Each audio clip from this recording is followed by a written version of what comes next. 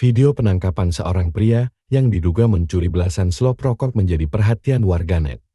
Dalam video yang beredar, penangkapan pria yang diduga mencuri itu berlokasi di sebuah toko di dalam pasar Jimbaran dekat dengan GWK. Pasalnya, warganet memberi apresiasi terhadap sikap warga setempat yang tidak main hakim sendiri. Dalam video yang diunggah oleh akun Sapurniantari 20, terlihat seorang pria dengan rambut gondrong berkaus hitam diamankan oleh sejumlah warga. Sebelumnya, disebutkan kronologi kejadian berawal dari pemilik toko telah menutup warungnya lebih awal karena akan melakukan persembahyangan. Saat itu, sang suami kembali datang ke toko untuk mengecek barang-barang yang tertinggal. Sesampai di toko, sang suami mendengar suara ribut di dalam toko yang awalnya dikira kucing.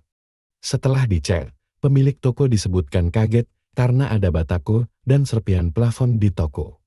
Pemilik toko pun memanggil sang istri untuk mengambil senter. Saat itu ia melihat ada seorang laki-laki tak dikenal di atas plafon. Karena ketahuan, laki-laki tersebut mengaku sedang memperbaiki kabel listrik. Merasa curiga karena plafon tokonya dijebol, pemilik toko kemudian mengecek siapa sebenarnya pelaku tersebut.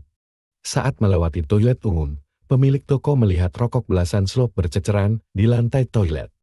Melihat hal itu, pemilik toko pun yakin bahwa pria tak dikenal itu adalah orang pencuri. Ia pun menghubungi pemilik pasar dan mengabari di grup pasar terkait kejadian yang baru dialami. Pelaku akhirnya berhasil ditangkap lantaran HP milik pelaku tertinggal di lokasi.